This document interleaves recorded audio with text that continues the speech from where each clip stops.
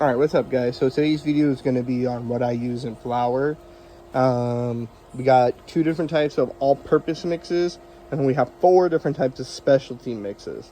The 4 mixes, the 4 specialties, all do different types of things, but they bring particularly flouring-based products to the table.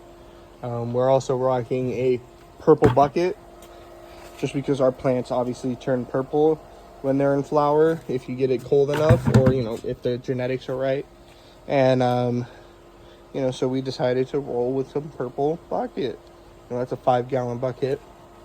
So we're rocking with some rock phosphate. Rock phosphate is high in phosphorus and calcium at 18%.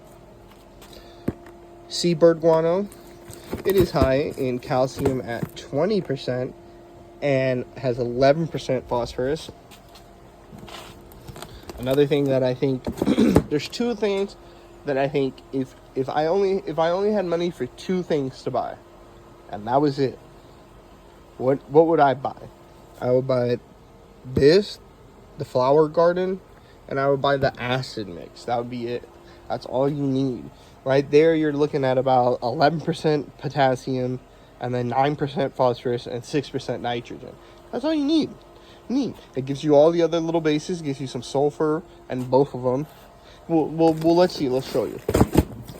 It has 3% sulfur, 1% magnesium, 8% calcium, and like I said, 5% phosphorus, potassium, 6% phosphorus, and 2% nitrogen.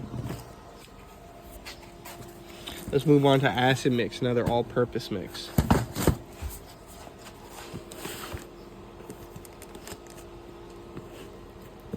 Ooh. Buddy, knock it off. Oh. Alright, so we're on to acid mix.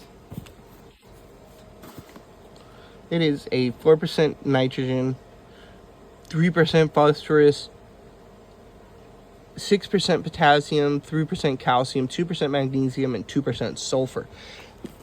Now, the thing with acid mix is it's going to make your soil a little more acidic. The thing about that is that these plants like it a little bit more acidic, so that's okay. You'll be okay by using that. But if you use more than, let's say, hypothetically, I wanted to try to fit 2 boxes of acid mix in this, well, because of how acidic that might be with all the things that we're adding, you might want to add some dolomite lime, like a bag of dolomite lime, to even out the acid. And that'll also add more magnesium and calcium to your soil, so that's a good thing. Now we got bone meal. Bone meal is high in nitrogen, phosphorus, and calcium. 3% nitrogen, 15% phosphorus, 18% calcium. Now, I can't show you the back because it doesn't have it, but Lagmanite is high in potassium, sulfur, and magnesium. The magnesium is 10.9%, I believe, magnesium, and then the sulfur is actually at 22% sulfur.